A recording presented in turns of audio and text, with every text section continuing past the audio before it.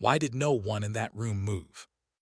Why did every uniform freeze, every throat lock tight, every instinct forget what it was trained to do? Because the captain had just pressed his sidearm against the side of her head, and the woman standing at the other end of that trigger didn't blink. Chief Petty Officer Mara Voss, Navy SEAL, operative instructor. A name that didn't echo loudly, but left a quiet imprint wherever it passed. And that silence, right now, was louder than any shot could ever be. The captain's hand trembled, the barrel cold against her temple. The air inside the operations room felt rigid, as if sound itself had forgotten how to breathe. One fluorescent light hummed above them, flickering like a nervous witness. You could hear every heartbeat except hers. She didn't plead, didn't flinch, didn't even glance at him. Her eyes stayed fixed somewhere beyond him, on the window, on the dusk bleeding across the horizon, or maybe on something only she could see.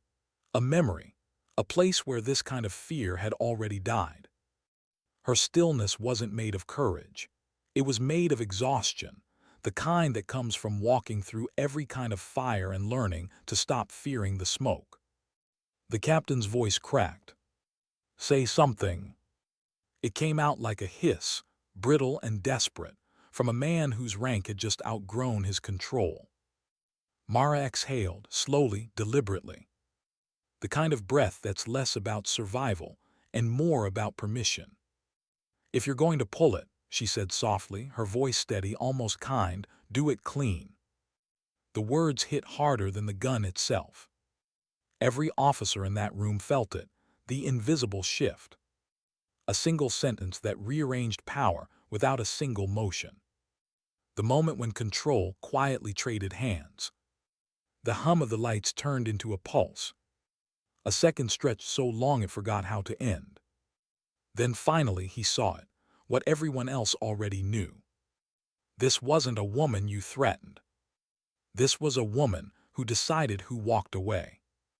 And yet that moment, frozen in their collective silence, wasn't where her story began.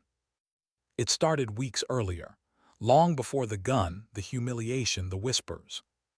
It began the day Mara Voss arrived at Fort Ashland. She came alone, no fanfare, no entourage, just the echo of boots on concrete, a weathered duffel over her shoulder, and a single file marked classified. She didn't ask where to report. She already knew. People looked up from their desks as she passed, the kind of glances that last half a second too long, the kind that measure before they respect. Mara's presence wasn't loud, but it had weight. It was in her posture, in the still precision of her movements.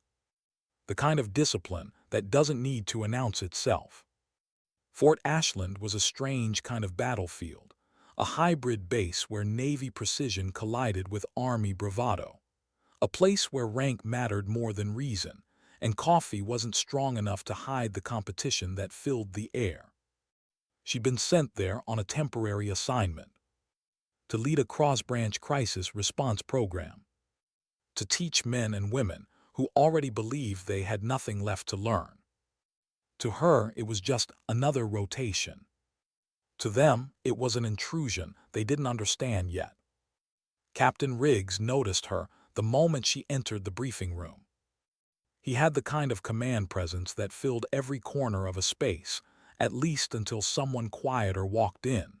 His confidence came in decibels, his authority in volume. He was used to being listened to, not questioned. So when Mara stepped in, silent, assessing, scanning the wall maps, he leaned back in his chair, arms crossed, waiting for her to make a mistake. She didn't. When he finished presenting his emergency extraction plan, a mess of routes and contingencies, Mara raised her hand slightly. Not hesitant, just precise. "Sir," she said, calm and measured, "your secondary route crosses open terrain within range of simulated hostiles. You'll lose 3 people before extraction even begins." The room went silent.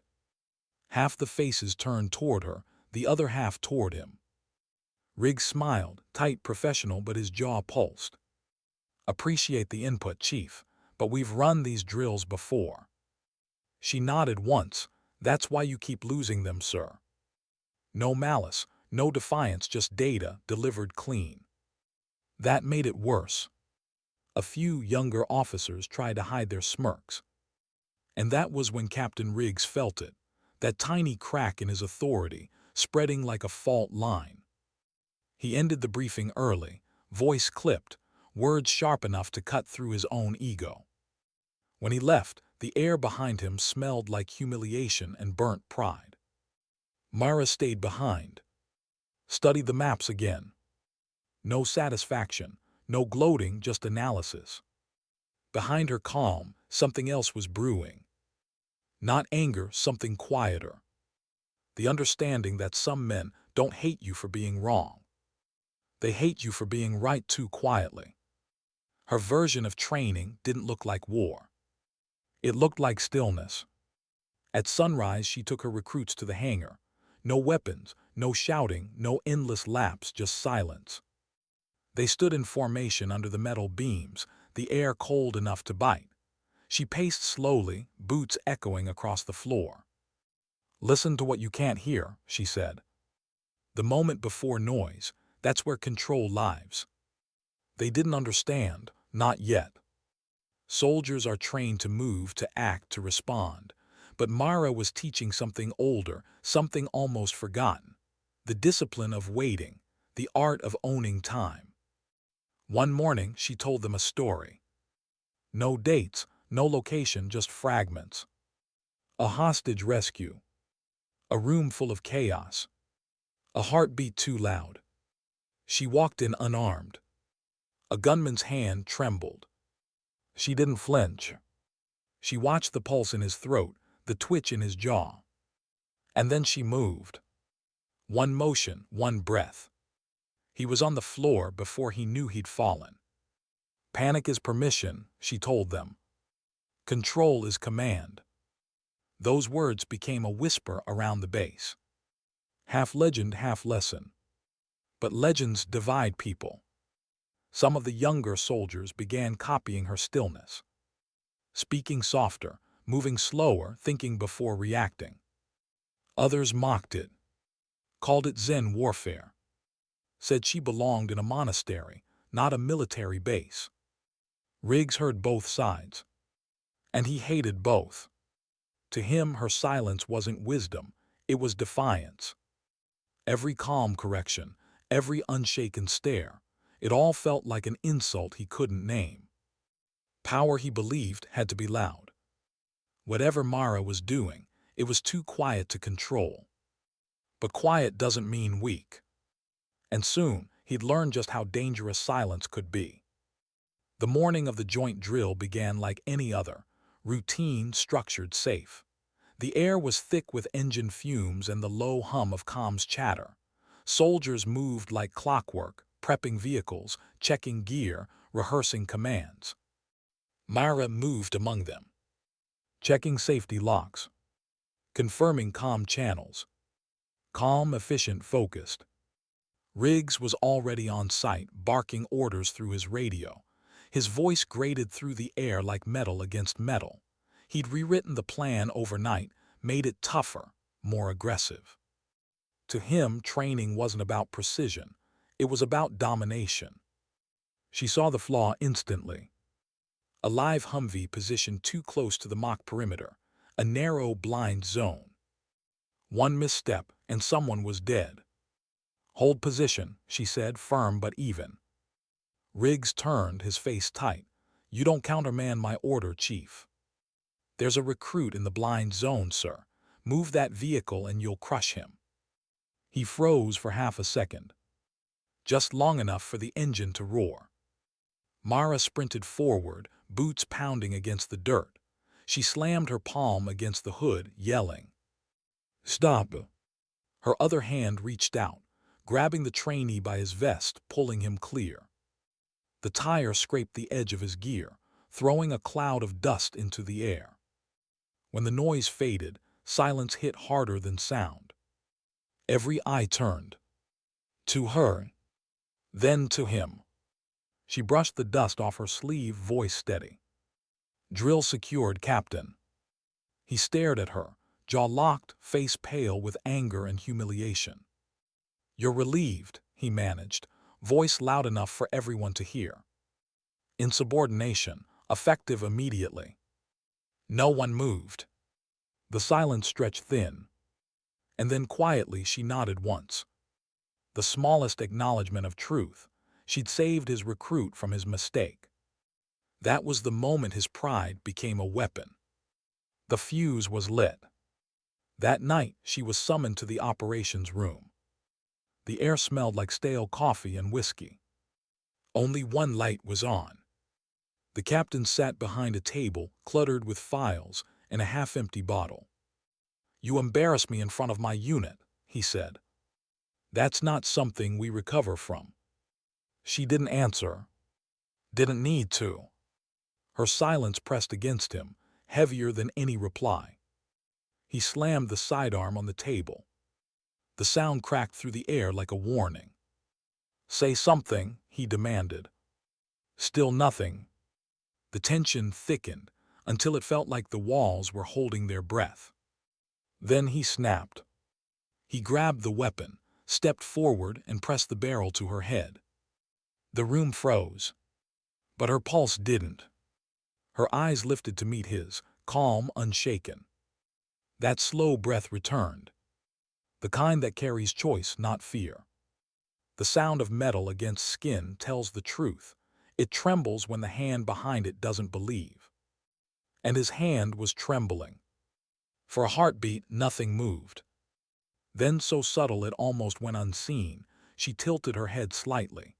The barrel slid off center, grazing skin but missing its mark. His stance shifted, balance leaning forward just enough. That's when she moved. Not to strike, to redirect. Her left hand guided the weapon's arc as her right hand snapped the slide. A click, a pivot. The gun was his, then hers, then nothing. 2 seconds, maybe less. By the time his eyes caught up, the magazine clattered onto the table. The chambered round fell beside it. Mara locked the slide open, set the weapon down, stepped back. Her breathing never changed. Riggs stared, pale, broken. And for the first time, he understood what true command looked like. "Now," she said quietly, "you're unarmed. Shall we discuss control?" She turned toward the door. Paused. Let the silence finish what words never could. Outside, the corridor air felt cleaner. Colder. Control wasn't about taking power. It was about refusing to let someone else define it. And in that still moment, every lesson she had ever taught, the rhythm, the waiting, the breath before the storm, had just been proven true. Why was the base so quiet the next morning? Why did the mess hall chatter fade the moment she walked in? Because everyone had heard something, but no one knew what was true. A whisper here, a rumor there. A gun, a sound, a silence too heavy to be explained. And a captain who didn't show up for morning inspection. Mara Voss ate her breakfast like nothing had happened. Oatmeal, black coffee, a slow, steady rhythm of motion. One spoon, one breath, one unbroken line between calm and command. Across the room, a table of recruits fell silent mid-laugh. One of them whispered, "That's her." Another replied, "No way." But no one dared to ask. That was the thing about her silence. It didn't invite curiosity. It demanded respect. By the time she stepped outside, the air was cool and heavy with rumor. The parade field stretched wide, the morning fog curling around the edges like the aftermath of a storm no one wanted to name. Somewhere near the admin wing, a door slammed too loud, too fast. Nerves. She walked past it without looking. If you've lived through worse, you don't chase noise. You let it burn out on its own. Inside the operations building, Captain Riggs was unraveling.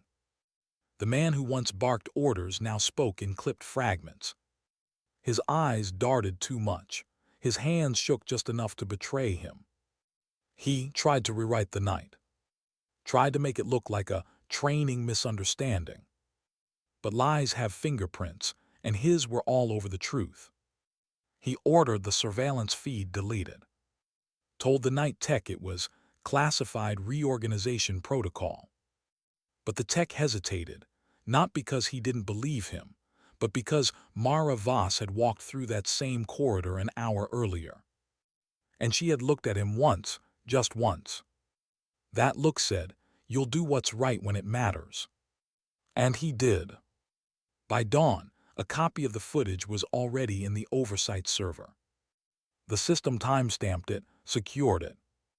Riggs didn't know yet, but his career had already expired while he was still trying to breathe life into his pride. Meanwhile, Mara trained. Like nothing had changed. Because to her, nothing had. Control wasn't a performance, it was maintenance. Every breath, every motion, every silence a ritual. She moved through the hangar, checking recruits' stances. Hands too tight, eyes too quick. "Don't grip the weapon," she said, packing slowly between them. "Understand it." They followed her instructions with quiet reverence, not because of fear, but because something about her presence made hesitation feel expensive. One recruit, a young corporal named Hayes, finally asked, "Ma'am, how'd you stay that calm last night?" Mara's gaze lingered on him. "Who told you I wasn't terrified?" she said softly. The question hit him harder than any reprimand could. She turned away before he could answer, her voice trailing in that calm, deliberate rhythm. "Fear isn't your enemy, Corporal. It's just information. You decide what to do with it." That night those words echoed across bunks, whispered like doctrine. Fear isn't your enemy. They didn't know what she'd faced, not really. But they believed her. In the days that followed, Fort Ashland became a mirror. Everyone saw something different in it. Some saw a hero, the woman who disarmed a captain without breaking a sweat. Others saw a problem, a disruption to the hierarchy, a threat to the fragile illusion of order. For the first time, Riggs's name carried weight for the wrong reason. People stopped standing as straight when he entered the room. Salutes were slower, voices quieter. Humiliation spreads fast in uniformed walls. It doesn't march, it seeps. And still, Mara said nothing. She didn't talk about the weapon. Didn't mention the hearing that was coming. Didn't tell anyone that a notice had already been slid under her door. Preliminary inquiry, Office of Conduct Review. Most people would have panicked. She cleaned her weapon instead. Methodically, without emotion. Every click of the chamber. Every slow wipe of oil. A rhythm older than language. When she finished, she stared at the reflection in the barrel. Not checking for smudges. Looking for something else. Confirmation, maybe. That she hadn't become the thing she disarmed. 2 nights later, she stood outside the command center again. The hallway was empty, except for a janitor sweeping. The door at the end of the hall, the one marked restricted access, was closed. Behind it she could hear muffled voices, Riggs's name, hers, the words Incident Integrity Review. She could have walked in. She could have defended herself. But she didn't. Some truths didn't need her protection. So she turned and left. Outside, the wind rolled across the field, carrying the faint sound of cadence drills. A line of recruits jogged past the horizon, their voices low and tired. Left, right. The rhythm was broken, unsure. She knew why. They weren't just running, they were processing. When people see control in someone else, they start searching for it in themselves. That's what leadership really is. Not authority, reflection. The next morning, she was summoned to testify. Room 214, Oversight and Conduct Division. 3 officers sat behind the table, files stacked neatly in front of them. A recorder blinked red. Mara Voss, Chief Petty Officer, one of them read. Please confirm your presence. Yes, sir. The room was still. One of the officers, a gray-haired colonel with hands too still to be kind, spoke. You are aware of the reason for this hearing? Yes, sir. Do you understand that Captain Riggs has submitted a statement claiming provocation? She nodded. I've read it. And your response? Silence. A pause long enough to make them look up from their papers. Then, no response, sir, just facts. Then let's start with those. She told them everything without adjectives, without emphasis. Just truth, clean and unembellished. Each sentence landed with surgical precision. No drama, no defense. Just is. By the time she finished, the silence in the room had changed.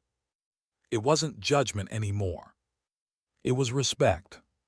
When Captain Riggs entered for his turn, his face looked hollow. Uniform crisp but shoulders hunched, eyes unfocused. The room felt smaller around him. He spoke in fragments. Misunderstood, training incident she overstepped. Every word stumbled. Every defense contradicted the footage they'd already reviewed. The colonel's pen tapped once against the desk. Thank you, Captain, he said dryly. You may wait outside. Riggs didn't look at her when he left. He didn't have to. Humiliation is best felt in silence. The verdict came an hour later. Formal language, detached tone. Captain Riggs, relieved of command pending psychological evaluation. The phrase sounded neat. But everyone in that room knew what it really meant. His career was over. When they dismissed her, Mara saluted, turned, and left. Not a flicker of satisfaction crossed her face. No victory smirk, no final glance. Outside, the wind had shifted. A faint drizzle misted across the concrete. She stood there for a moment, eyes closed, breathing in the metallic scent of rain. A few of the younger recruits who passed by slowed their step. One of them, Hayes again, hesitated. Then quietly straightened his spine and saluted. She didn't return it. She didn't need to. Respect isn't always visible. Sometimes it's just absorbed. That night the base was quiet again. The kind of quiet that isn't peace, it's recalibration. In the armory, the sound of cleaning rods and oiled cloth filled the space like background music for reflection. Mara sat alone at the bench. The same weapon that had been used against her now lay, disassembled in front of her. Piece by piece, she reassembled it. Barrel slide, magazine. Not with reverence. Not with resentment. Just precision. A gun, she thought, is only dangerous when it belongs to the wrong kind of silence. She checked the chamber, snapped it shut and laid it flat on the table. Then she spoke, not to anyone but to the air. Some men think a weapon gives them power, but power isn't in the weapon. It's in the one who decides when not to use it. Her voice was soft, steady, almost like prayer. The janitor passing by stopped for a second. He didn't understand the context, but he understood the truth. He nodded once respectfully and kept walking. Later she walked through the barracks hallway, dimly lit and lined with lockers. The air smelled of detergent and exhaustion. Conversations hushed as she passed. Not out of fear, but out of instinct. There's something about real authority. It doesn't shout. It doesn't demand. It simply exists, and everything around it adjusts. She stepped outside into the open. The night sky was clearing. A thin line of gold lingered on the horizon. She paused at the edge of the parade ground, the same one where she'd trained them to breathe before reacting. The wind carried a whisper. Control is command. She closed her eyes, and for the first time in days, allowed herself a small breath of peace. What she didn't know was that the footage had already leaked beyond the oversight office.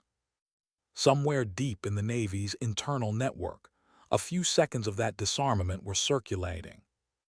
Not labeled, not time-stamped. Just a clip titled, "The Calm One." And every time someone watched it, the same question spread with it. Who is she? Why was she so calm that night? Why didn't she flinch when the gun pressed against her skull? Because she'd already lived through something worse. Something no one at Fort Ashland could see, but every breath she took carried the echo of it. It started years before that room. Before the title Chief Petty Officer.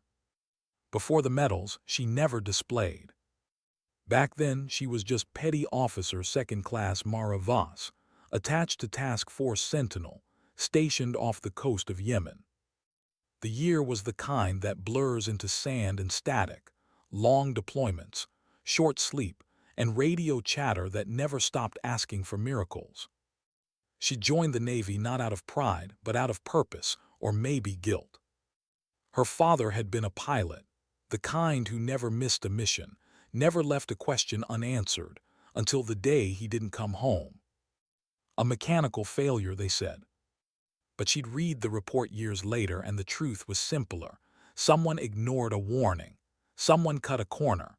Someone chose noise over patience. And he died for it. Since then, she'd learned what her father never got to teach her. You can't outshout fate, you can only outwait it. Task Force Sentinel was a specialized unit, small, precise, designed for hostage retrieval and threat neutralization. Her job was logistics and overwatch, coordination from the field's edge. But in a unit where rank was measured in scars, she learned fast that calm could be louder than command. One mission burned itself into her memory like a scar under the skin. They were deployed to intercept a convoy in the desert, 3 vehicles, potential hostiles transporting American engineers taken from an oil site. The plan was simple: block the route, rescue, extract. But nothing about deserts is simple. They change their shape with every breath of wind. And that night the wind was lying. The extraction went wrong at the 3rd-minute mark. The rear vehicle didn't stop, it accelerated. Gunfire, smoke. The air cracked open. Mara had been positioned at the ridge, calm, precise, giving coordinates to the team below. Her headset was a chorus of chaos, voices overlapping, shouts, broken signals. Then, a sound she'd never forget. One of their own screaming through static. Hostage down, we've got movement behind the ridge. She looked up. A child, maybe 12, standing 20 meters from her, clutching a detonator wired to his chest. Time slowed. Her training screamed, engage, neutralize. Her instinct whispered, wait. She raised her hand slowly, palm out. Don't, she said softly through the comm mic, voice steady. Everyone hold fire. Her teammates shouted back, what are you doing? But she barely heard them.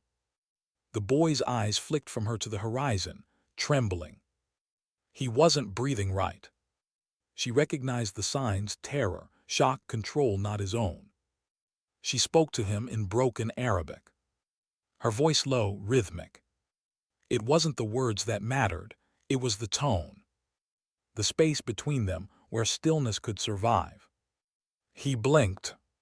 His hand loosened. She took one slow step forward. Another. Then one final breath. And she reached him. Her hand closed over his wrist just as his thumb twitched. The explosion never came. Only the sound of sobbing, his, not hers. They later found out he'd been forced to hold the trigger by men who'd left him behind as bait. He'd been a weapon that didn't want to fire. That night, Mara sat outside the medic tent long after the others slept. The boy was safe, the hostages rescued. But she couldn't shake the thought how close control had come to collapsing under fear. And that's when she started teaching it. Not combat, not courage. Control. the kind that lives in the breath before the noise. Years later, she'd carry that same control into classrooms, briefings, missions. It was no longer just instinct, it was armor. But even armor can feel heavy. There were days when silence hurt, when holding calm felt like suffocation instead of strength. When she'd lie awake in the barracks, eyes open in the dark, hearing echoes of detonators that never clicked. Sometimes she'd whisper, just to remind herself she still could. Her voice would barely reach the pillow. You did what you had to. You did what you had to. But even truth, repeated enough times, begins to sound like prayer. Back at Fort Ashland, months after the Riggs incident, that armor was being tested again, in ways that didn't involve bullets. They assigned her to lead crisis behavior training, a quiet punishment disguised as honor. She'd teach recruits how to manage stress, how to de-escalate, how to lead with composure. The irony wasn't lost on her. Every week, she stood before rows of wide-eyed soldiers, half of whom had already seen the leaked video. They didn't call her Chief Voss anymore. They called her Calm, one behind her back. She didn't correct them. Names don't change truth, only behavior does. During one session, a recruit raised his hand. "Chief," he said, "how do you stay in control when someone points a gun at you?" The room went still. She didn't move for a long time. Then she said, "You don't. You just decide what control means." He frowned. "I don't understand." "You will," she said. "The first time it's your fear staring back at you through someone else's eyes." Later that week, an oversight officer came to visit her class. Tall, detached, clipboard in hand, the kind of man who measured humanity in checkboxes. He watched her quietly from the corner, writing notes every few minutes. After the session, he approached. "Chief Voss," he said, "commendable technique, very unconventional." She met his eyes. Unconventional tends to survive. He smirked faintly. "There's talk about redeployment, overseas advisory work. They're asking for you by name." "Who's asking?" He glanced at the ceiling before answering. "The ones who watched the footage. Seems calm travels fast." She didn't respond. He left her with an envelope, confidential. Behavioral Liaison, Joint Operations Unit. She held it for a long moment before opening it. A new assignment, new location. Different chain of command. And yet she hesitated. For the first time in years, she wasn't sure she wanted to go. Control wasn't the same as peace. And lately, she'd begun to realize she didn't know how to live without the tension of one to keep the other company.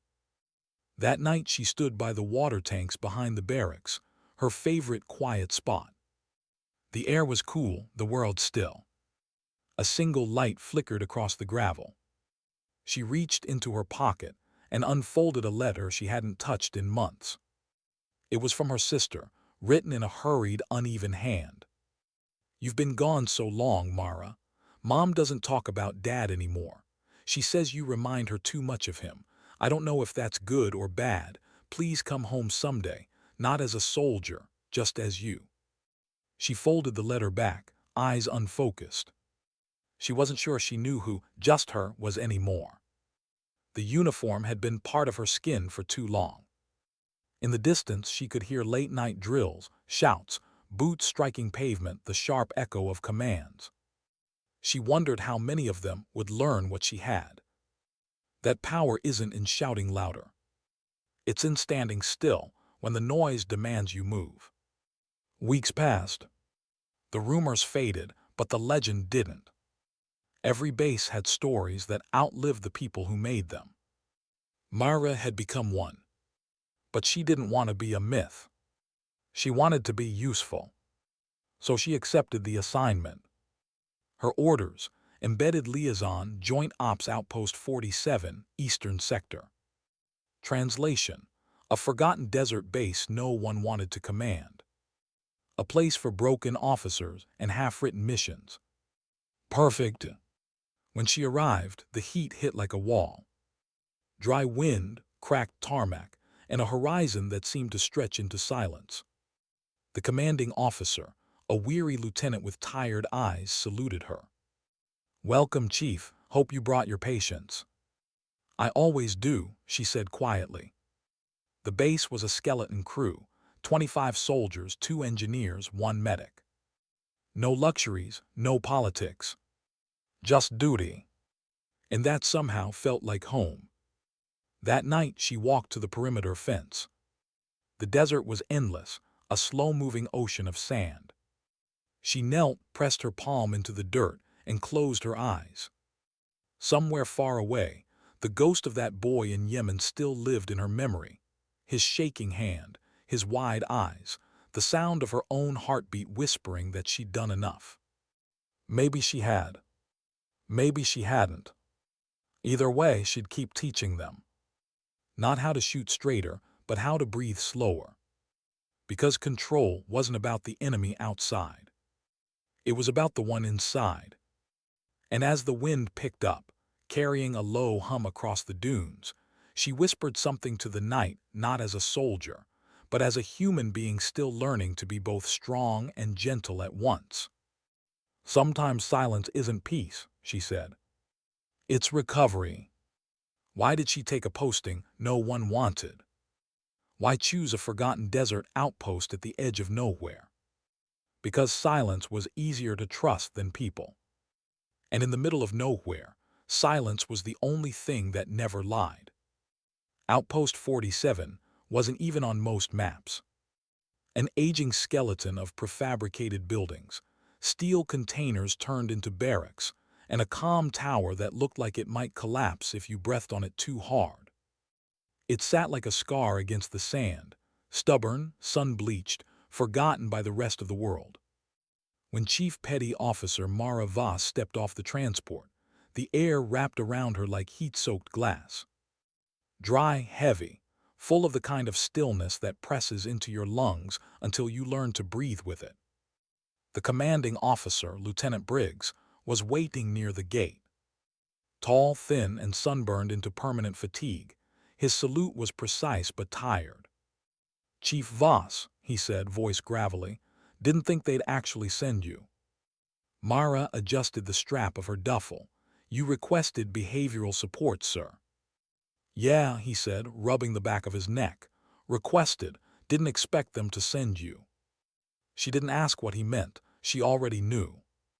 That video, the calm one, had traveled farther than any deployment ever could. She followed him through the camp. No music, no chatter, just the low hum of generators and the clatter of boots somewhere distant. Every soldier they passed straightened instinctively, not out of fear but awareness. They'd all seen her face, and silence followed her like a shadow. Inside the operations tent, a map covered half the wall. Red lines, faded ink, dozens of coordinates that looked more like forgotten promises than active missions. Briggs poured coffee into 2 tin mugs and handed one over. "Welcome to the middle of nowhere," he said. "We monitor drone traffic, escort aid convoys, and occasionally play chess with the Marines 3 zones east." Mara nodded, scanning the reports. Low activity, high complacency. He half smiled. "You sound like command." "Command doesn't mean control," she said softly. Briggs studied her for a moment. "That line from your briefing videos." "No," she said, "it's older than that." She didn't elaborate, he didn't ask. The days fell into rhythm.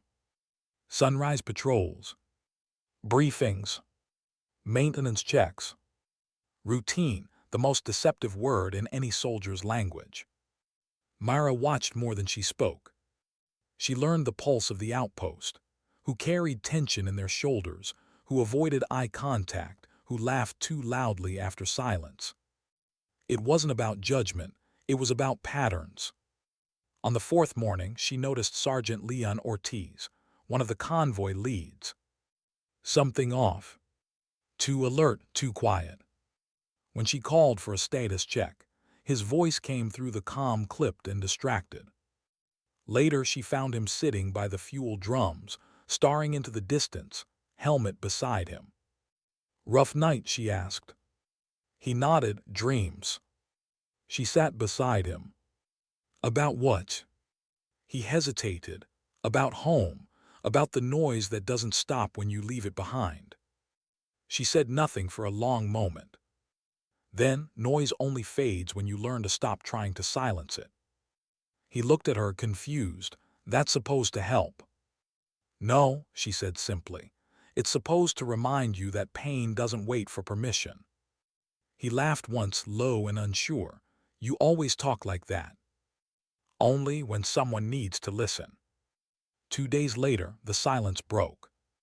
A convoy had gone off comms halfway between Outpost 47 and the Eastern Refuel Station. 3 vehicles, 9 personnel, 0 signals. Briggs called her to the ops tent. "Comms dropped 20 minutes ago," he said, tracing a line across the map. "Could be sand interference, could be worse." Mara's eyes followed the path. The convoy route ran along a dry ravine, perfect for an ambush, terrible for visibility. "Who was lead?" "Ortiz," Briggs said. She exhaled through her nose, slow, controlled. "Then he'll keep them alive until we get there." Briggs looked at her. "You think it's an attack?" "I think the desert doesn't care about our optimism." They rolled out with a 5-vehicle response team. The sun was merciless, glaring off metal and glass, turning the horizon into a mirage that looked like escape but wasn't. Mara sat in the lead vehicle, scanning the terrain. Every breath came measured. Every silence between radio bursts carried weight. At the half-hour mark, they found the first vehicle half buried in sand, engine still warm, no sign of impact. No bodies. No blood. Just absence, the most unsettling evidence of all. The second vehicle was 50 meters ahead, tilted sideways, one wheel blown. Tracks led east. Not footprints. Dragged marks. "Movement," one of the soldiers whispered, pointing toward the rocks. Mara raised a hand. "Hold." The binoculars revealed a shimmer. Not heat, metal. A drone, small, spinning lazily above the ridge. "Not ours," she murmured. They crouched low. The drone adjusted its angle, searching. Then a faint voice crackled through the static of their comms. "Chief, it's Ortiz." The signal was faint, panicked. "They've got the drivers, they." The transmission cut. Briggs cursed under his breath. "Trap." Mara stayed still, thinking. Not rushing, not reacting. Finally she said, "Not a trap, a test." Briggs frowned. "What?" "They want us to come loud, to rush, to panic." She turned her eyes toward the rocks again, as if looking past them. There's always someone watching for the first mistake. They repositioned behind a dune ridge. Mara called 2 soldiers forward. Thermal scan, slow sweep. The readings came back seconds later, 5 heat signatures. 4 clustered near the vehicles. 1 separate, kneeling, hands bound. "Ortiz." "Non-lethal distance engagement," she ordered. "Suppressive fire only, move on my count." The moment felt like glass before it breaks, thin, fragile, inevitable. "3," she whispered. 2. She didn't say 1. She moved instead. A silent sprint across the ridge, dust exploding under her boots. She dove into the ravine, rolled once, came up low. Her sidearm was steady, not raised to kill but to direct. Briggs's voice crackled in her earpiece. "Chief, what are you?" "Finishing this quietly," she said. 3 bursts of cover fire echoed across the rocks. The attackers scattered. 2 retreated behind a truck, 1 firing blindly into the sand. Mara slipped closer, her movements fluid, her breath even. When she reached Ortiz, his eyes widened. "Chief." "Quiet," she whispered, cutting the bindings. He blinked through the dust, confusion mixing with disbelief. How did you? By not rushing, she said. Now move. She guided him back toward the ridge as Briggs's team advanced. The firefight was over in under a minute. No casualties. Just adrenaline fading into silence again. Back at base, the debrief was short. Briggs paced, still wired from the field. That could have gone bad fast, he said. You went in alone. She looked at him, calm as ever. Sometimes, control means moving before fear catches up. He shook his head, half annoyed, half awed. You know, people think you're fearless. I'm not, she said quietly. I'm fluent in hesitation. He frowned. What does that even mean? It means I listen to it. I just don't let it talk me out of doing what needs to be done. That night, the desert cooled into a rare peace. The sky was endless sharp stars cutting through the dark. She sat outside her quarters, cleaning sand from her boots, watching a storm flicker far off the horizon. Ortiz approached, carrying 2 mugs of instant coffee. Thought you might need this, he said. She accepted it with a nod. He hesitated, then asked, Back there, you knew they wanted us to rush. How? Because that's what fear always wants, she said. It wants speed, noise, proof you're alive. He nodded slowly, and you don't give it that. She looked at him. No, I give it time to get tired. They sat in silence for a while, listening to the wind move across the sand like breath. Later, when the camp lights dimmed and most of the base had gone to sleep, she pulled a small journal from her duffel. Not military issue, personal. Inside were names, dates, short phrases, half lessons, half ghosts. At the top of the page, she wrote a new line. Fear is not noise, it's timing. She closed the notebook, placed it under her pillow, and lay back. For the first time in a long while, her dreams were still. But the desert wasn't done with her yet. 2 days later, the early warning siren broke that stillness apart. It wasn't long or loud, just a pulse. Enough to say something was coming. In the distance, the horizon shimmered again. Dust rising. Engines not theirs. And as she stepped out into the glare, the look on her face wasn't fear or surprise. It was recognition. Because Mara Voss knew one thing better than anyone else alive. Every calm has a storm that wants to find it. And this time, the storm was coming for her. Why did the desert suddenly sound alive? Engines distant, rising. Like thunder with intent. Mara Voss stood outside the operations tent, eyes narrowed toward the horizon. A low brown wall of dust climbed the skyline, shifting, swelling, deliberate, not weather, movement. Lieutenant Briggs jogged up beside her, headset crooked against his temple. Convoy of 6, maybe 8. No IFF signal, east approach. How far? 4 clicks and closing fast. Mara didn't blink. Sound the alert, everyone to defense stations, minimal radio chatter. The alarm didn't scream, it pulsed. 3 short bursts that rippled through the metal huts like a heartbeat, finding rhythm again. Soldiers spilled into the light, strapping vests, grabbing rifles, wiping sleep from their eyes with hands that already knew what was coming. Briggs turned toward her. You think they're after us? They're not driving through a desert minefield for sightseeing, she said. They want something or someone. His gaze flicked toward her, unspoken suspicion rising, but she didn't entertain it. Control first, explanations later. Minutes stretched thin. The outpost transformed, quiet efficiency replacing panic. Mara moved along the perimeter wall, checking positions, correcting aim by centimeters. Don't fire until I call it, she told them. They'll try to make you nervous, let them waste the noise. From the observation tower, a private called down, visual confirmed, technical trucks, heavy mounts. Mara climbed the ladder halfway, squinting into the dust.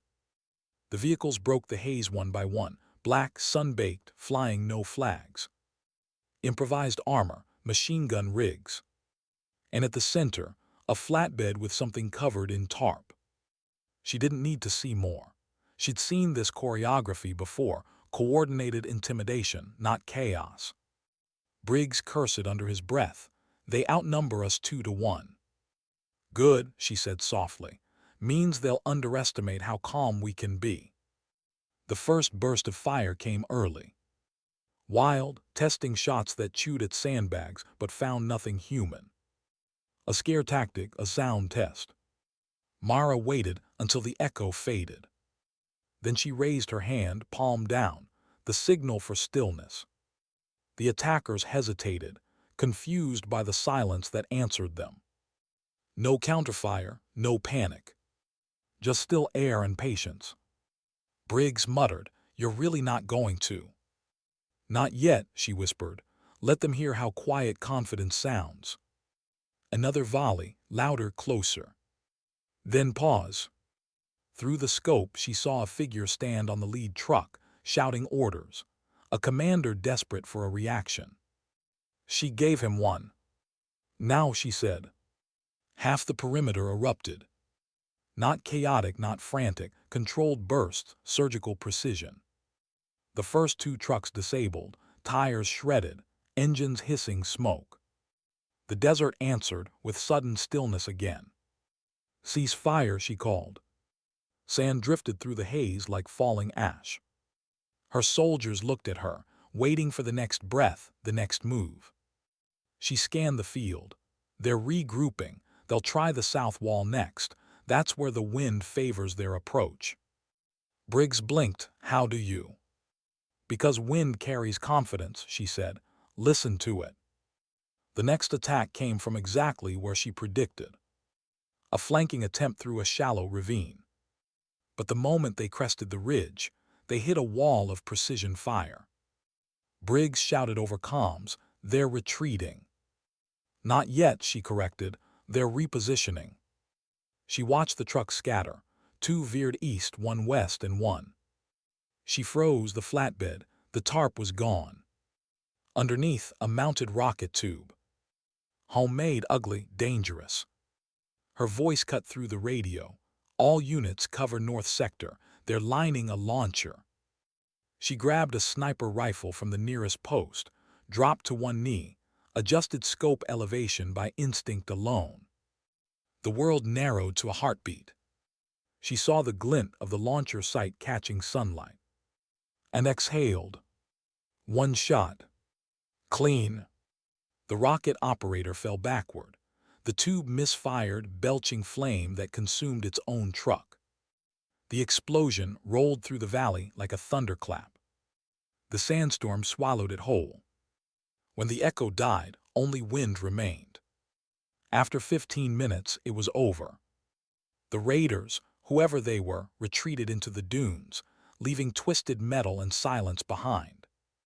Briggs radioed headquarters for backup retrieval and medevac. None needed, not a single fatality inside the outpost. Mara leaned against the wall, eyes half closed. The adrenaline faded the way a tide withdraws, slow, reluctant, leaving quiet in its wake. A medic approached. "You okay, Chief?" She nodded, everyone accounted for. "Yes, ma'am, minor injuries only." She looked out over the smoke and dust. The attackers, tracks already disappearing under shifting sand. "You ever notice," she said softly, "how the desert hides its mistakes faster than people do?" The medic didn't answer. He didn't need to. Hours later, the debrief felt smaller than the battle. Briggs replayed drone footage on a flickering screen, shaking his head. "They didn't fight to win. They fought to test us." Mara studied the frozen image, those black trucks fading into dust. "They were measuring something," she murmured. "Response time, command flow, maybe morale." "You think they'll come back?" "Yes," she said, "but not the same way." Briggs sighed, rubbing his temples. "You don't sleep much, do you?" She gave a faint smile. "Sleep for when the noise stops." He chuckled despite himself. "Chief, you ever think of writing a book, Zen and the Art of Not Dying?" Wouldn't sell, she said, too quiet. That night she couldn't rest. The battle was done, but something in her gut refused closure. She sat by the perimeter fence again, eyes fixed on the same horizon where the attackers had disappeared. The desert hummed faintly, the wind carrying scraps of distant sound, metal clinking, maybe memory. Ortiz found her there near midnight. "Can't sleep either?" he asked. "Sleep overrated," she said. He leaned on the railing. "You saved a lot of lives today. Thought you'd at least look proud." She took a slow breath. "Pride's what gets people killed the next time." He studied her. "You ever let yourself feel anything?"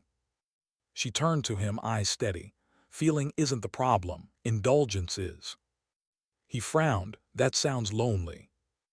"It is," she said simply, "but it's clean." They stood there, the silence between them filling with everything words couldn't carry. Respect, fear, gratitude, and the quiet ache of understanding someone who refuses to break. Before dawn, the radio crackled. Briggs's voice, rough with fatigue. "Chief, wake-up call, we've got a visitor." She arrived at the command tent to find a transport drone settling onto the pad. From it stepped a woman in civilian fatigues, ID tag gleaming under the floodlights. "Commander Sloane, Intelligence Division."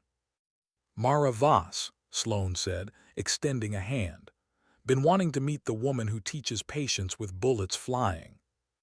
Mara took the handshake. "Ma'am." Sloane got straight to it. "The assault last night wasn't random. Our intercepts picked up chatter. The calm one was mentioned. They came for you." Briggs swore softly. "You're telling me that stunt at Ashland?" Sloane nodded. "Leaked farther than we thought. Somebody wants to prove the legend's just a story." Mara's jaw tightened, but her voice stayed level. "Then they learned the wrong lesson." Sloane smiled faintly.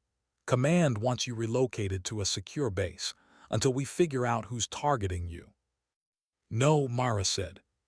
Sloane blinked. "Excuse me." "I'm not leaving," she said. "You pull me out, they win twice, first the myth, then the silence that follows." Sloane studied her, then sighed. "You're either brave or exhausted." "Both," Mara said. After Sloane left, Briggs approached her outside. "You really want to stay?" "Yes." He hesitated. "They'll come again, maybe harder." "Then we get quieter," she said. He shook his head, half smiling.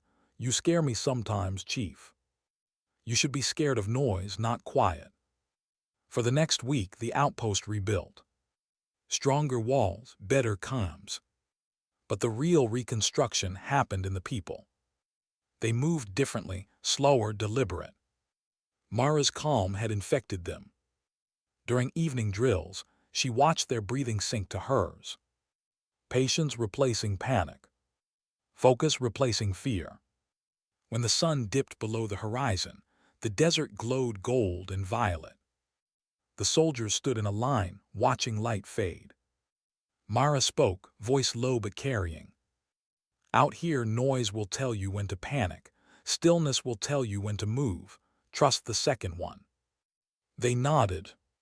No applause, just understanding. Later in her quarters, she sat at her small desk and wrote another line in her journal. "Calm is not the absence of danger. It's the refusal to let danger define you." She underlined it once. Closed the book. Outside, thunder rumbled again. Not real thunder, but distant engines. She looked up, expression unreadable. "Already," she murmured. But she didn't reach for her weapon.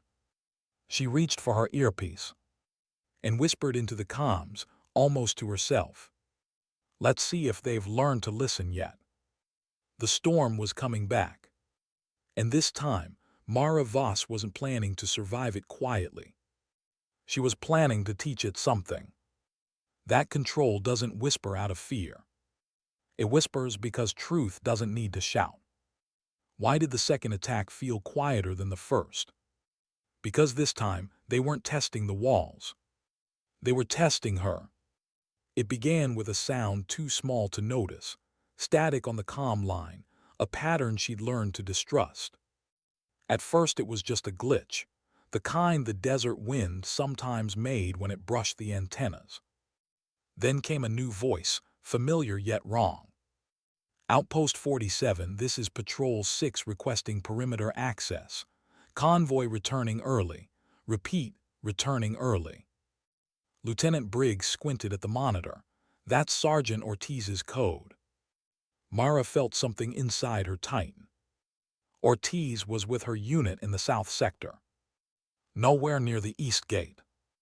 Hold them, she said quietly. No response until visual confirmation. Briggs hesitated. Chief, the tag matches. That's why I don't trust it. They watched through the external camera. 3 vehicles rolled toward the gate. Same paint, same markings, even the same convoy number sprayed across the doors. But the formation was off, too perfect, too clean. Real convoys breathe chaos. This one marched like a rehearsal. Mara's voice cut the air. Seal the gate, defensive positions. No one fires until I say. The first truck stopped 15 meters short. A man stepped out wearing U.S. fatigues, helmet tilted low, face half hidden by the sun. He raised his hand, the way Ortiz always did during check-ins. Permission to enter, Chief, he shouted. Mara's hand hovered above her sidearm but didn't touch it. Take off your helmet, Sergeant. The man hesitated, just a breath too long. She saw it then, the patch on his sleeve. Wrong color. Wrong unit. Her tone turned to glass. That's not our sergeant. Before the imposter could blink, she hit the alarm. Gunfire erupted from the ridge. The front truck exploded into sand and flame. The gate trembled but held. False flag, she shouted. Inside positions only, they copied our tags. Briggs ducked behind a barrier. Who the hell are they? People who learned our voice, she said, voice calm over the chaos. Now let's teach them our silence. The firefight stretched across the compound, like lightning trying to decide where to strike. Every sound was measured against her orders. She called ranges, angles, and holds with surgical rhythm. Her soldiers responded, not frantic but fluent. They moved the way she'd trained them. Breathe, wait, decide. Through the smoke, she spotted movement near the fuel yard, 3 figures slipping through shadow toward the comm tower. Diversion, always the comms. She sprinted across the open ground, ducking behind half-collapsed crates. One of the attackers turned, saw her silhouette and froze. For a heartbeat, time folded, him aiming, her moving. Then her shot came first. He dropped. The others fled. She reached the tower base, checked the lines, intact but bugged. A small black transceiver blinked faintly in the dust. Listening device, broadcast loop. They'd been hearing every word. She ripped it out, crushed it under her boot, and whispered into the comm. They've been inside our frequencies. Switch to analog backup. Static.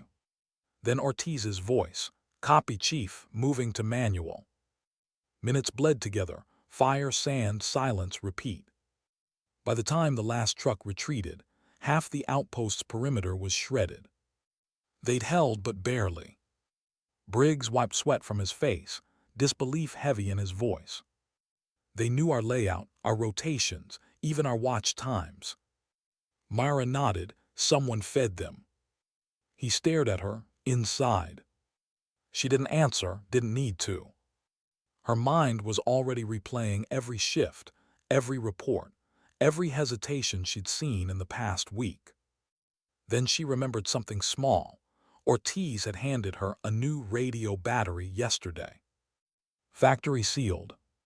Too new for an outpost this forgotten. Her stomach went cold. That night the base was smoke and silence. The wounded were stable, the fires out, but sleep refused to land. Mara sat outside the infirmary, watching sand drift through beams of floodlight like snow. Ortiz approached, bandage on his arm, eyes uncertain. You wanted to see me, Chief. She looked at him long before speaking. Where did you get that battery pack you gave me?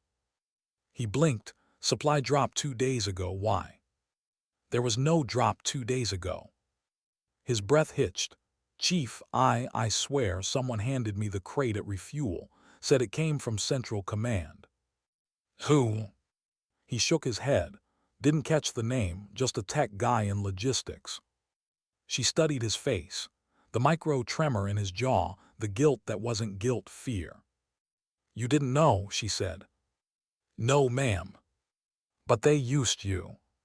His voice broke. I should have checked, She cut him off softly. Should have trusted your instinct, you will next time. He nodded, ashamed. When he left, she exhaled slowly, letting the anger dissolve before it could turn to blame. She'd been betrayed, yes, but not by him. By a system that rewarded obedience over awareness. Hours later, the satellite line came alive. Chief Voss, said Commander Sloane's voice, distant but sharp. We've traced the breach. Someone high in regional logistics rerouted transmissions. You were bait. Mara's grip tightened on the receiver, to draw them out. To prove you're not invincible. Silence hung between them. Finally, Sloane said, orders are to evacuate Outpost 47 at first light. We're pulling you and your team out. No, Mara said again. You evacuate, you teach them they can erase discipline with chaos. I won't sign off on that. Sloane's tone hardened. This isn't optional. It never is, Mara said, but it's still wrong. She cut the line. Morning came dull and gray, the sky thick with dust. Her team packed gear reluctantly. Briggs tried once more. Command sending transport at noon. Don't make this harder than it has to be. Mara adjusted her weapon sling. Hard isn't the same as wrong, Lieutenant. He sighed. You ever stop arguing with gravity? When it starts lying, she said. He almost laughed but didn't. At 11:47, the transport drone appeared on the horizon. But something about its approach made her skin crawl, too fast, too low. She lifted her scope. No unit markings. No response to hail. Her heart slowed the way it always did before impact. Everyone down, she shouted. The missile hit the outer wall before the sentence finished. Shockwave ripped through the compound. Flames rose where the barracks had been.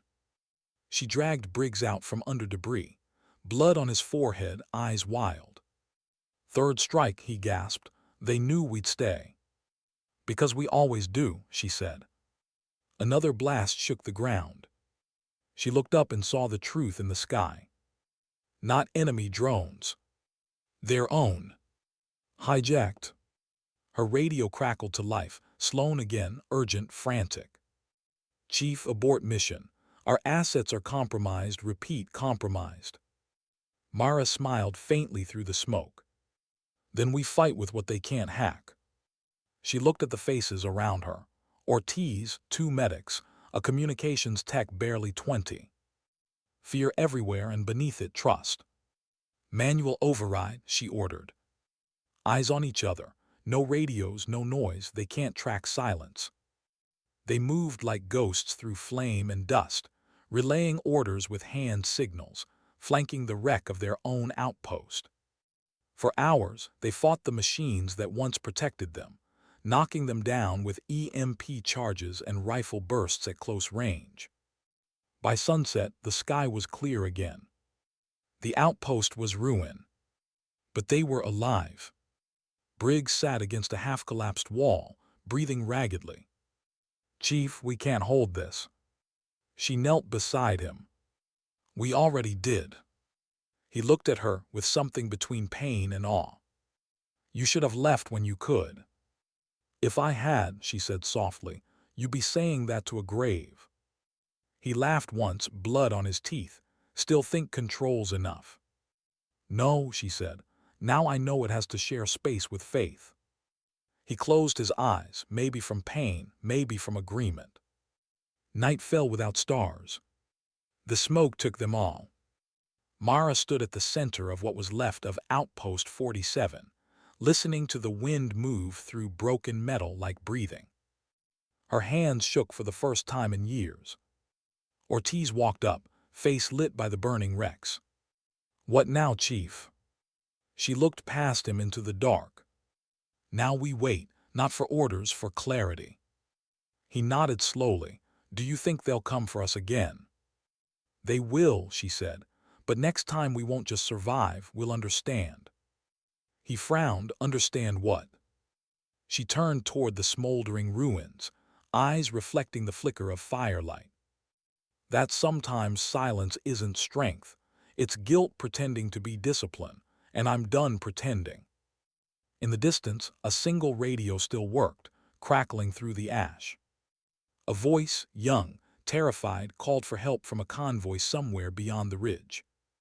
Mara listened, eyes closed, then opened them with resolve. "Pack what you can," she told Ortiz. "We're not waiting to be rescued, we're becoming the rescue." He stared at her. "You mean?" "Yes," she said, "we go back into the storm." When she walked out of the compound, the night swallowed her whole. The wind carried ash and memory, but beneath it was something else, rebirth. For the first time, Mara Voss was not moving to teach control. She was moving to redeem the silence that had cost too much. Why walk into a storm when you've just survived one? Because some storms follow you if you don't. The desert at night looked nothing like daylight memory. The dunes were black rivers, the stars blurred behind sheets of dust, the horizon a guess. The convoy's distress signal came in short bursts, 2 seconds of clarity, 5 of static, like a heartbeat trying to restart. Mara Voss led from the front, a small shape against the immensity. Behind her, Ortiz, the medic Daniels, a young comms tech named Rena, and 3 others carrying what they could salvage: water, med kits, a crate of flares. No transport, no drone support. Just legs, grit, and the kind of faith that starts where orders end. Rena broke the silence first.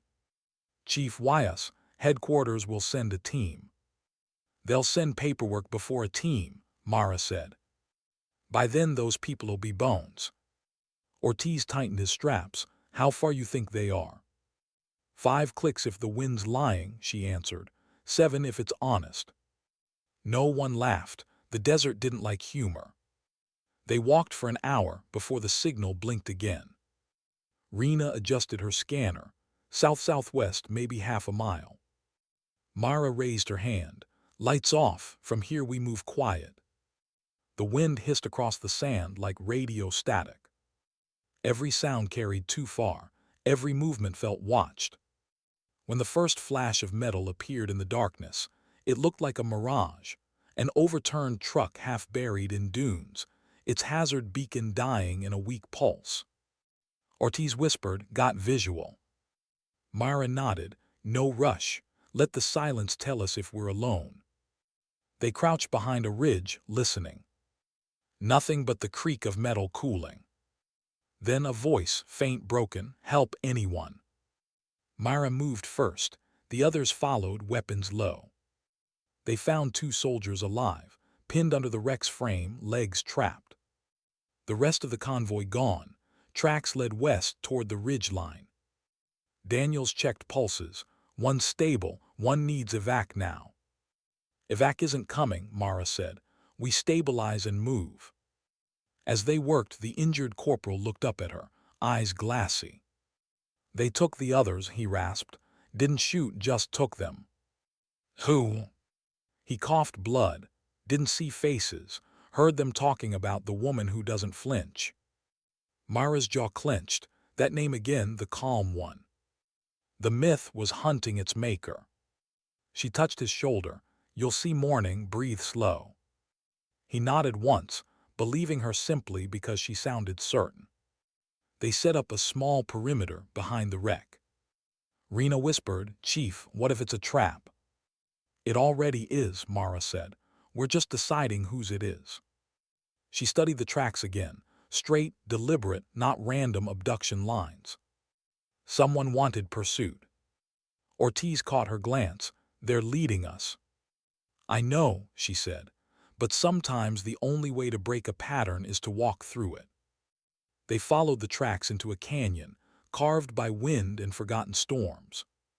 Walls rose high on either side, moonlight slicing through like a blade. Halfway through, the echo of footsteps that weren't theirs bounced from the rocks. Mara raised her fist. Stop. A figure appeared ahead, hands up, voice shaking. Don't shoot, American. They advanced slowly. It was one of the missing convoy drivers, dusty and terrified. What happened? Mara asked. They hit us fast, drones and ground teams. Took our weapons, tied us up. But they didn't kill anyone, said they wanted you.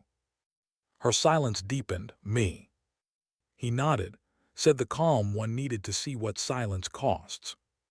Behind her, Rena whispered, Chief, this feels wrong. It is, Mara said. That's why we stay calm. They moved deeper into the canyon until they reached an open flat. 3 trucks sat in a circle, headlights off, shapes barely visible against the sand. Mara could feel the trap breathing. She stepped forward alone, weapon lowered. Who's in charge? She called. For a long moment, nothing. Then a man emerged from behind a truck. Gray uniform, civilian boots, a scar across his cheek like a misplaced question mark. Mara Voss, he said, finally. She studied him. You know my name, that's unfair. He smiled without warmth. Name's Keen, used to be intelligence before they buried my unit with a lie. What do you want? To show you what your calm cost us. He whistled short and sharp. From the shadows, 2 captives were dragged forward, blindfolded, uniforms torn. One of them was Lieutenant Briggs. Mara's chest tightened. You've got something to say, Keen, say it to me. I am, he nodded toward Briggs. He ordered an op 2 years ago, covert clearance in Yemen, said a hostage was expendable if it meant saving a diplomat. That hostage was my sister. Mara's breath caught.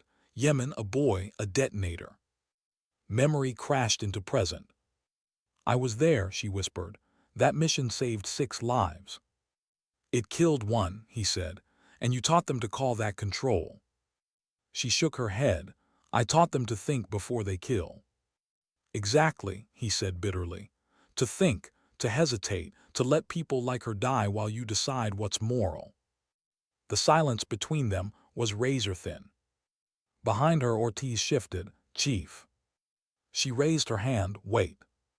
Keen pointed a pistol at Briggs. You stay calm now, Chief. Let's see if stillness saves him. The desert wind howled through the canyon. Mara's voice came soft, almost gentle. You don't want to do this. Don't I? Revenge isn't closure, it's maintenance. You'll spend the rest of your life polishing the same wound. He laughed once hollow. You really believe that? Yes, she said, because I've tried it. He hesitated, the smallest tremor in his aim. Mara stepped closer, slow, deliberate. Every lesson she'd ever taught condensed into that movement. Breath, distance, patience. Keen's voice cracked. Stop. She did, but the pause wasn't surrender. It was calculation. Look at your hand, she said quietly. It's shaking because you know this isn't power. It's panic in uniform. For a second, everything tilted. Wind, fear, memory. Then Keen blinked, and the barrel dipped. Mara moved. 1 step, a twist, a disarm, the same clean motion that once stripped a captain of his weapon. The gun hit the sand. She caught it mid-fall, turned it, ejected the magazine, and set it at her feet. It's over, she said. But he only stared at her, tears cutting through dust. She died scared, he whispered, and calm didn't save her. I know, she said softly. That's why I stopped teaching calm as silence. It has to be empathy or it turns into cruelty. He sank to his knees. The fight left him all at once. They freed the captives and secured Keen without restraint. Briggs leaned against a truck, pale but alive. You always pick the dramatic route, Chief. She allowed a faint smile. Drama listens better than orders. Ortiz asked, "What do we do with him?" Mara looked at Keene. "We take him back. Let command hear his truth before they erase it again." Briggs winced. "You think they'll listen?" "They'll have to," she said. "Silence got us here. It's time noise did some good." By dawn, they were moving east again. The sky turned the color of metal cooling after fire. Behind them, the canyon erased their footprints with every gust. Rena walked beside her. "Chief, what did he mean about calm being cruelty?" Mara looked at the horizon. "If you stay quiet while someone bleeds, you're not strong, you're complicit. Took me too long to learn that." Ortiz glanced over. "So what now?" She answered without hesitation. "Now we tell the truth, even if it's loud." When they reached the remains of Outpost 47, the comm tower was still smoldering. A replacement drone hovered above, projecting Sloane's image through static. "Mara," the commander said, relief mixing with reprimand, "you disobeyed direct evacuation orders, again." Mara's tone was calm but unyielding. "I followed the only order that matters, protect life." "You captured a rogue operative." "Yes, he's not rogue, he's evidence." Sloane exhaled. "You know what this means?" Mara nodded. "That the myth ends here. Let them see what control really looks like. It bleeds, it doubts, it listens." Sloane was silent for a long moment, then said quietly, "Bring them home." That night, while the team rested, Mara stood on the ruined wall looking out at the dark horizon. The wind carried faint traces of voices, real or imagined. She thought of every moment she'd chosen silence, every time it saved someone, and every time it hadn't. She spoke to the desert as if it could hear her. "You were right, Dad. Waiting keeps you alive, but speaking might just make it worth it." Ortiz joined her, offering a cup of coffee so bad it almost counted as bravery. He smiled. "You ever going to write that book, Chief?" She looked at him, eyes soft. "Maybe, but the title's changing." "Yeah, to what?" "The Sound of Control, because it turns out it's not silence after all, it's mercy." He raised his cup. "To mercy." She clinked her mug against his. "To earning it." The camera of imagination pulls back. A broken base, a team rebuilding, morning light catching on dust. No triumphant music, just wind, breath, and the soft hum of resilience. And somewhere inside that quiet, Mara Voss finally stops running from the gun pressed to her head years ago. She understands now. Control wasn't about not feeling fear. It was about carrying it gently until it teaches you grace. How do you come home from silence? How do you walk back into a world built on noise and pretend you still belong to it?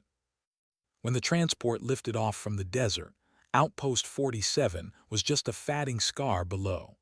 Black smoke trailing into blue, dunes already reclaiming what war had borrowed. Mara Voss didn't look down again. She said everything that needed saying with her actions. Across from her, Ortiz dozed against the bulkhead, one boot untied. Rena clutched a half-melted radio component like a souvenir. Briggs, pale but alive, kept staring at his hands as if still counting survivors. The hum of the engine filled the spaces where conversation should have lived. Mara rested her head against the metal wall. Each vibration felt like a pulse, alive, temporary, human. When they touched down at the regional command hub, reporters and brass waited on the tarmac. The sun flashed off camera lenses. Someone shouted questions. Is it true she disobeyed? Was the assault provoked? Did she endanger her team? She didn't answer. She just walked through the crowd, eyes forward, gait steady. Every step said what her mouth didn't. I survived because I refused to perform. The inquiry room was colder than any battlefield. White lights, steel table, 4 officers behind a pane of glass. Commander Sloane sat at the end, expression unreadable. "Mara Voss," she began, voice clipped. "You stand before this board on charges of insubordination, unauthorized engagement, and breach of evacuation protocol." Mara folded her hands. "Yes, ma'am." "And you understand the potential consequences?" "I do." "Then tell us why." Mara took a slow breath, the kind that steadied 1,000 storms. "Because silence was killing more of us than bullets. Because I watched men wait for permission to think. Because I chose to protect life instead of paperwork." A younger officer leaned forward. "Chief Voss, are you admitting to defying a direct order?" "Yes," she said simply, "but I'm not admitting to regret." The words hung there, gentle, unflinching. Sloane studied her for a long moment before speaking again. "What happened in that canyon?" Mara told them. Every detail. No embellishment, no drama, just sequence, cause, effect. When she described Keene, the rogue operative the sister lost, the mirror he held up to her, her voice softened. "He wasn't wrong," she said. "We saved people, but we also taught them that quiet is always noble. It is. Sometimes it's cowardice wearing discipline's uniform." The room stayed silent. No one wanted to interrupt the truth once it finally found a voice. When she finished, Sloane closed the file slowly. "What do you think we should do with you, Chief?" Mara's gaze didn't waver. "Teach them what I learned.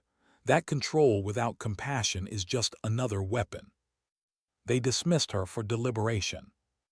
She waited in the hallway, staring at the reflection of fluorescent light on the floor, straight lines bending over scuffed tile. It reminded her of desert heat, of mirages pretending to be water. Ortiz found her there, still in dust-stained fatigues. "Chief," he said quietly, "if they discharge you, what then?" She shrugged. "Then I go home, try to remember what ordinary sounds like." He smiled faintly, not sure the world's ready for ordinary Mara Voss. "Neither am I," she said. When the board reconvened, they didn't read a verdict right away. Sloane spoke instead.